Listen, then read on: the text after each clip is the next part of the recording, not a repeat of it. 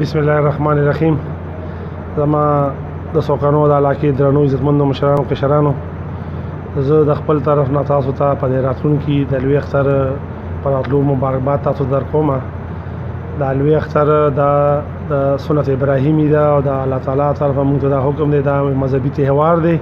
نو زه د خپل طرف نه تاسو ته مبارکباد درکوم چې کوم مرګري د قربانۍ حیثیت لري، ای به قرباني کوي. دا د الله تعالی حکم دی او دا پاغي باندې فرض ده چې کوم مرګري قرباني نشي کولای، نو چې کوم مرګري قرباني کوي هغه د قرباني نه کولو والا سره تعاون کوي. او زما ټول مسلمانانو ته دا خاص درخواست مې دی چې په دې عید الاضحی کې چې کله قرباني کیږي نو د زناورو علایش کوم دي، د فضلي کوم دي یا زه پځې پرتی وي، نو زما ټول مرګو درخواست چې کوم سره قرباني کوي نو خپل د سروي هغه فضله یا علایش دی په خپل سمبالي او خپل صحیح ځای ته رسي چې پاغي باندې نور خلکو ته تکلیف نه پیدا کیږي. ولې چې دا لری کلمې سره یو ځای کې وغورځي هغې سره بدبوی پیلاویږي، ګندګي پیلاویږي، آلودګي جوړیږي، بیماریانې پیلاویږي.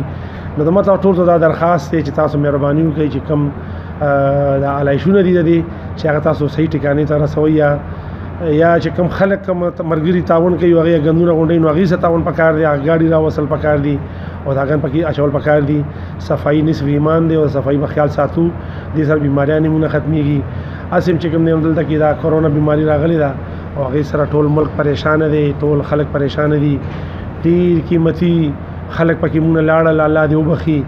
مونږ هغې پسې خفه یو او چې کوم بیماران دي له شفا ورکړي، چې کوم روغ دي الله تعالی دې هغې روغ ساتي او ای دې الله تعالی مونږ ټول الله تعالی دې بیماریو ساتي او د آفت خدای پاک دې ملک نه لرې کړي. نو مونږ ته دا اختر او دا قرباني دا مونږ ته د رولۍ پیغام راکوي، دا مونږ ته د قربانۍ پیغام راکوي، دا مونږ ته صبر پیغام راکوي، دا مونږ ته د ورکړې پیغام راکوي، دا مونږ ته د صدقې کولو پیغام راکوي. نو پکار دی چې به عزت د مسلمان مونږ په دې ټولو باندې عمل وکړو او خپل مرګري خوشحاله کړو او خپل الله تعالی راضي کړو.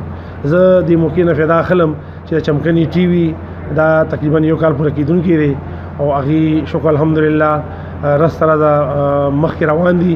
نو یو خو ته مبارکباد ورکوم د دې په سالګرې باندې چې یو کال پوره شو. الله تعالی دې ته دین دوګني رات چوګني ترقي ورکړي او دې الله تعالی نور ډېر مخکې بوځي چې الله تعالی دې کامیابیانې ورکړي چې دې د خپل ملک خدمت کوي، د خپل علاقې خدمت کوي. مونږ او تاسو چې کوم د اهم خبرونه خبرې ډېرې داسې معاملې چې مونږ تاسو نیو خبر او دې هلته ځان ورسوي بغیر لالچه، بغیر څه نور څه غرضه، او دې هغه خبرونه مونږ ته را رسوي، هغه معاملات مونږ ته را رسوي، مونږ پې خبرې او مونږ ته چې کوم دی د حل کولو خبره وي مونږ ته د حل کولو دعوت هم راکوي او چې کوم دی دې په خپل حل کولی شو. نو زموږ چمکني ټي وي کوم ټیم چې کوم دی دا خو زما داسې دي لکه بچو غوندې، نو دوی خپل خو پوره کوشش کوي، محنت کوي چې خپل د علاقې خلک خوشحاله وساتي، خپل پروګرام جاري وساتي او خپل پروګرام کې ښایستوالی راولي او په احسن طریقې سره په خلوص سره دې خپله ډیوټي کوي. نو زه دې ته په دې باندې مبارکباد ورکوم او تاسو هم دا وایم چې په هر موقع باندې دې سره تعاون کوئ. ستاسو ډېره مننه. والسلام.